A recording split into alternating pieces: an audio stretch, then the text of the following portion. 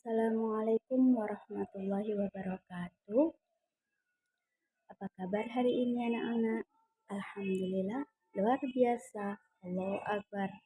Baik-baik saja, semangat. Untuk hari ini kita akan mempelajari tentang nilai pendidikan akhlak dalam sholat. Apa itu sholat? Ya, sholat merupakan salah satu ibadah dalam Islam yang di dalamnya terdapat beberapa nilai-nilai pendidikan akhlak seperti ikhlas, rendah hati, disiplin, sabar, dan lain sebagainya. Sholat juga merupakan rukun Islam yang kedua setelah syahadat. Ia adalah ibadah yang tidak boleh ditinggalkan kecuali jika hilang akal atau tidak sadar. Seseorang yang rajin mendirikan sholat, insya Allah akan terjauhi dari niat-niat melakukan perbuatan yang keji dan mungkar. Seseorang yang sebelumnya terbiasa melakukan perbuatan keji dan mungkar dapat menghilangkan kebiasaan buruknya dan memperbaiki akhlaknya dengan memperbanyak sholat. Sholat merupakan bentuk perlawanan terhadap semua faktor penghancur dalam diri. Dalam sholat, manusia akan selalu ingat dan dekat dengan Allah Subhanahu wa Ta'ala.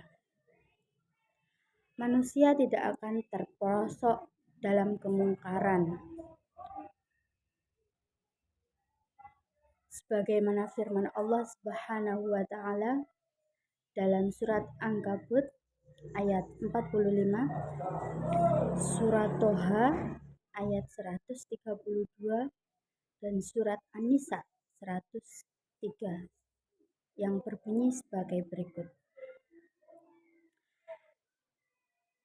Ada beberapa nilai pendidikan akhlak dalam sholat menurut Al-Quran. Surat Al-Ankabut ayat 45, At-Toha ayat 132, dan surat An-Nisa ayat 103. Yang pertama yaitu sholat mencegah dari perbuatan keji dan mungkar. Yang kedua, sholat itu adalah bisa melatih kesabaran. Dan yang ketiga, sholat dapat membentuk kedisiplinan. Sholat yang dapat mencegah dari perbuatan keji dan mungkar yaitu sholat yang dikerjakan dengan sungguh-sungguh dan melengkapi syarat dan rukunnya serta melaksanakannya dengan penuh keikhlasan, kerendahan hati, dan kekhusyuan melalui makna-makna yang terkandung baik dalam ucapan ataupun dalam gerakan-gerakan yang ada di dalam sholat. Karena di dalam ucapan dan gerakan-gerakan sholat terdapat nilai akhlak yang tinggi. Apabila kita menghayati dan memahaminya dalam sholat, maka akan mampu mencegah pelakunya dari perbuatan keji dan mungkar. Dan yang paling penting dalam hal ini adalah menghadirkan hati dalam sholat. Karena tujuan sholat adalah untuk mengingat Allah. Jadi, apabila seseorang yang sholat tetapi hatinya berpaling dari Allah, maka Allah juga tidak akan memperhatikan sholat orang tersebut. Jadi, tidak adanya pengaruh pada pelaku sholat untuk menjauhi perbuatan keji dan mungkar. Karena itu, hanya melakukan sholat, tidak mendirikan sholat dalam arti hanya melakukan bentuk lahiriah sholat dan melalaikan aspek yang terpenting dalam sholat yaitu bentuk batinnya sholat. Sholat merupakan bentuk ketundukan kepada Allah.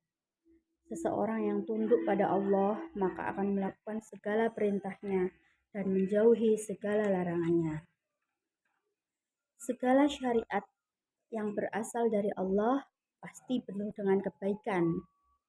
Salah satu kebaikannya adalah dapat memperbaiki akhlak kita dan menjauhkan kita dari perbuatan yang tercela.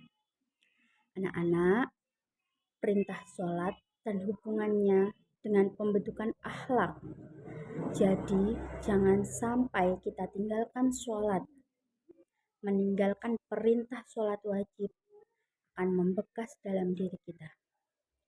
Jika kita lakukan, maka diri kita tidak lagi merasa berat, karena ketika kita meninggalkan sholat, itu merupakan tanda bahwa kita telah menjauh dari Allah Subhanahu wa Ta'ala dan juga rahmat-rahmatnya.